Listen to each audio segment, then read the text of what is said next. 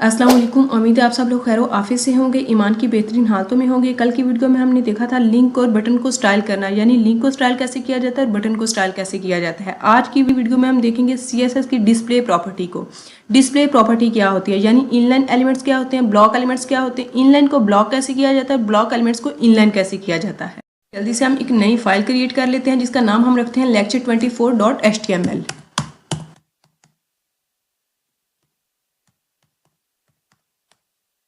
इधर हम boiler plate code लगा लेते हैं, एक्सक्लेमेशन मार्क राइट किया, एंटर प्रेस किया। इधर हम डॉक्यूमेंट की जगह टाइटल में लिखते हैं display inline and block elements.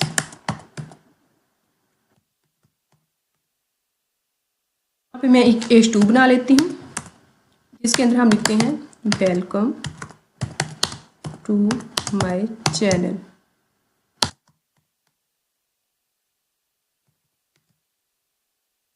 यहाँ पे हम एक स्पैन का टैग यूज करते हैं, स्पैन का टैग यूज किया। इसके अंदर भी मैं यही कुछ लिख लेती हूँ, वेलकम टू माय चैनल। ये लिखा।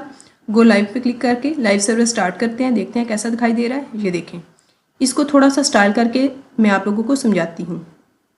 यहाँ पे स्टाइल का टैग लगाया इंटरनल CSS ऐड करने के लिए।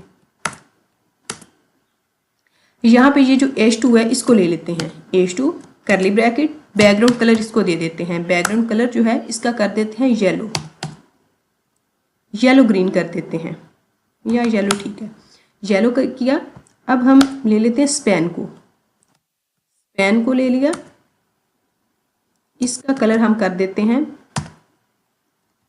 बैकग्राउंड कलर जो है इसका भी येलो ही कर देते हैं। देखते हैं ये कैसा दिखाई दे रहा है।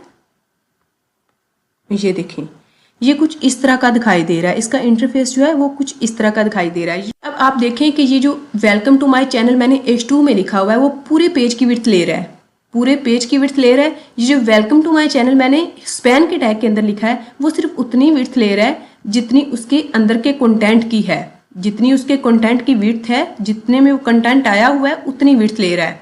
क्यों ले रहा है? और ये जो है ये पूरे पेज की विड्थ क्यों ले रहा है? क्योंकि ये ब्लॉक एलिमेंट है। ये जो H1 है वो ब्लॉक एलिमेंट है। ब्लॉक एलिमेंट जो होते हैं वो पूरे पेज की विड्थ ले लेते हैं। अगला एलिमेंट जो होता है वो अगली लाइन पे आता है। ये जो स्पैन का टैग है, जो इनलाइन एलिमेंट होते हैं, बाज जो होते हैं वो ब्लॉक एलिमेंट्स होते हैं, बाज इनलाइन एलिमेंट्स होते हैं। जो इनलाइन एलिमेंट्स होते हैं वो एक ही लाइन में आ जाते हैं, और ब्लॉक एलिमेंट्स जो होते हैं वो अपनी लाइन ब्रेक करके दूसरी लाइन पे आ जाता है। जब हम कोई दूसरा एलिमेंट यूज करते हैं तो फॉर एग्जांपल इधर मैं H2 लिखा हुआ है, अगर दूसरी दफा H2 को लिखूंगी तो वो दूसरी लाइन पे आ जाएगा। अगर मैं दूसरी दफा स्पैन का टैग यूज करूंगी तो वो इसके आगे आ जाएगा। हम CSS की मदद से जो ब्लॉक एलिमेंट्स होते हैं उनको इनलाइन और इनलाइन को ब्लॉक कर सकते हैं। मैं इसको, ये जो है ये ब्लॉक एलिमेंट है, मैं इसको इनलाइन एलिमेंट कर सकती हूँ, ये इनलाइन एलिमेंट है, मैं इसको ब्लॉक एलिमेंट कर सकती हूँ। अभी मैं आप लोगों को करके दिखाती हूँ। यहाँ पे हम ऐसा करते हैं कि ये जो H2 है इसको दोबारा पेस्ट करके देखते हैं, इसको यहाँ पे दोबारा पेस्ट करके देखते हैं ये किस जगह पे आया है। ये देखते हैं, ये देखें, ये दूसरी लाइन पे आ गया। क्यों आया है? क्योंकि ये ब्लॉक एलिमेंट है। ब्लॉक एलिमेंट जो होते हैं वो पूरे पेज की विड्थ ले लेते हैं और दूसरा जो एलिमेंट आता है उसको दूसरी लाइन पे ले आते हैं। ये जो स्पैन का टैग है, ये जो स्पैन का टैग हमने लगाया, फॉर एग्जांपल इसको दोबारा पेस्ट करके देखते हैं कि ये किस जगह पे आता है। ये स्पैन के आगे ही आएगा, ये देखें, ये इसके आगे आएगा क्योंकि ये इनलाइन एलिमेंट है। इनलाइन एलिमेंट जो होते हैं वो एक ही लाइन में आते हैं। ब्लॉक एलिमेंट जो होते हैं वो एक लाइन में एक आता है, दूसरा जब आता है वो दूसरी लाइन पे आता है। इनलाइन एक लाइन में आते हैं। ये देखें, इसने पूरे पेज की विड्थ ले ली क्योंकि ये ब्लॉक एलिमेंट है। ये जो इनलाइन एलिमेंट है इसने उतनी विड्थ ले ली है जितने में इसका अंदर का कंटेंट है।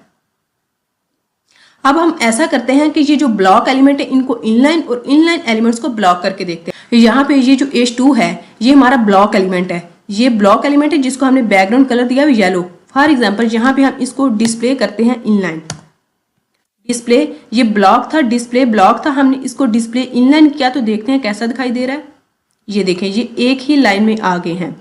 ये डिस्प्ले ब्लॉक था, ये पहले ही इनलाइन था, इसको हमने डिस्प्ले इनलाइन कर दिया। डिस्प्ले ब्लॉक को डिस्प्ले इनलाइन किया तो ये दोनों चीजें एक ही लाइन में आ गई हैं। ये पहले इनलाइन था, ये इसको भी हमने इनलाइन कर दिया तो ये एक ही लाइन में आ गई हैं। फॉर एग्जाम्पल इसको हम कर देते हैं, ये जो इनलाइन था इसको हम ब्लॉक कर देते हैं, डिस्प्ले ब्लॉक। ये जो स्पैन था ये इनलाइन एलिमेंट था ना, तो हम इसको यहाँ पे प्रॉपर्टी वैल्यू देके प्रॉपर्टी डिस्प्ले और ब्लॉक की देके हम इसको देखते हैं। ये देखिए ये ब्लॉक हो गया है। पहले ये ब्लॉक था, H2 जो था वो ब्लॉक एलिमेंट था, अब हमने स्पैन को ब्लॉक कर दिया और H2 को हमने इनलाइन कर दिया है। इस तरह हम ब्लॉक को इनलाइन और इनलाइन को ब्लॉक कर सकते हैं CSS की मदद से। बहुत से ऐसे एलिमेंट्स होते हैं जो बाय डिफ़ॉल्ट आते हैं ब्लॉक एलिमेंट में, और बहुत से ऐसे एलिमेंट होते हैं जो बाय डिफ़ॉल्ट आते हैं इनलाइन एलिमेंट में। लेकिन हम CSS की मदद से ब्लॉक को इनलाइन और इनलाइन को ब्लॉक कर सकते हैं कुछ इस तरह। ये देखें, ये यहाँ पे H2 जो था, H2 हमारा जो था वो था ब्लॉक एलिमेंट, हमने उसको डिस्प्ले इनलाइन कर दिया तो वो इनलाइन हो गया। ये जो स्पैन का टैग था ये था बाय डिफ़ॉल्ट इनलाइन, हमने इनलाइन को ब्लॉक कर दिया तो ये ब्लॉक हो गया। अब यहाँ पे मैंने इसको, ये जो स्पैन का टैग है इसको डिस्प्ले इनलाइन ब्लॉक किया है तो ये कुछ इस तरह का दिखाई दे रहा है। ये देखें एक ही लाइन में दिखाई दे रहा है। ये जो H2 है इसको हमने इनलाइन किया तो ये देखें इसने इतनी विड्थ ले ली है जितनी इसके अंदर के कंटेंट की विड्थ थी, मतलब जितनी इनलाइन एलिमेंट को लेनी चाहिए उतनी इसने विड्थ ले ली। बाय डिफ़ॉल्ट तो ये ब्लॉक आ रहा था लेकिन हमने इसको इनलाइन कर दिया।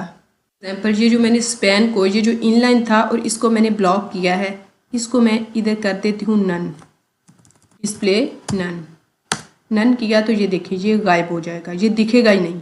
डिस्प्ले नन यानी दिखाई ही ना दे, ये दिखेगा ही नहीं क्योंकि मैंने इसको डिस्प्ले नन कर दिया। डिस्प्ले इनलाइन करेंगे तो एक ही लाइन में सारी चीज़ें दिखाई देंगे। डिस्प्ले ब्लॉक करेंगे तो एक एलिमेंट एक लाइन में नजर आएगा। डिस्प्ले नन करेंगे तो वो गायब ही हो जाएगा। ये देखिए यहाँ पे नज़र ही नहीं आ रहा। ये जो स्पैन में हमने लिखा हुआ है, जो वेलकम टू माय चैनल स्पैन में लिखा हुआ है वो नज़र ही नहीं आ रहा।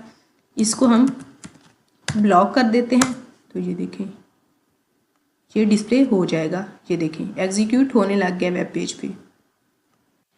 हमने यहाँ पे डिस्प्ले इनलाइन को देखा, डिस्प्ले ब्लॉक को देखा, डिस्प्ले इनलाइन को ब्लॉक करके देखा और डिस्प्ले ब्लॉक को डिस्प्ले इनलाइन करके देखा है। अब हम देखेंगे डिस्प्ले इनलाइन ब्लॉक, इसको अप्लाई कैसे करते हैं, यानी अपनी वेब पेज पे एग्जीक्यूट कैसे करवाते हैं। उसके लिए हमें क्या करना होगा, यहाँ पे मैं कंटेनर क्लास नाम की एक डिव बना लेती हूँ।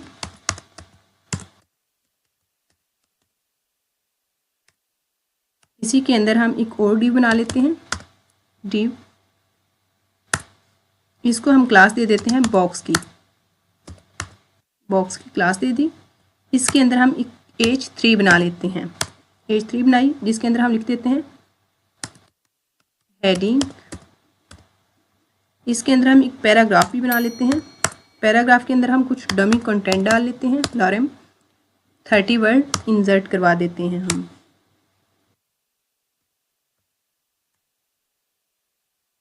इसी को हम कॉपी करके इसके 3 पैराग्राफ बना लेते हैं। ये देखें ये 3 पैराग्राफ हमारे बन गए हैं। इसको थोड़ा सा स्टाइल कर लेते हैं। यहाँ पे आके ये जो बॉक्स है, बॉक्स नाम की क्लास दी हुई है, इसको स्टाइल करते हैं। यहाँ पे डॉट के साथ बॉक्स लिखते हैं। बॉक्स को सिलेक्ट किया, यहाँ पे हम इसको बॉर्डर दे देते हैं। बॉर्डर 2 पिक्सल सॉलिड ब्राउन दे देते हैं इसको। देखते हैं कैसा दिखाई दे रहा है। ये देखिए इसको बॉर्डर जो है वो लग गया है। इसको मार्जिन दे देते हैं, थोड़ा सा मार्जिन 10 पिक्सल। यहाँ पे मैं इसको बैकग्राउंड कलर भी दे देती हूँ। यहाँ पे हल्का सा बैकग्राउंड कलर दे देते हैं इसको। फॉर एग्जांपल ये वाला कलर दे देते हैं इसको बैकग्राउंड कलर। और यहाँ पे इसकी विड्थ भी सेट कर देते हैं। विड्थ दे देते हैं इसको 30%। 30% विड्थ दे दी।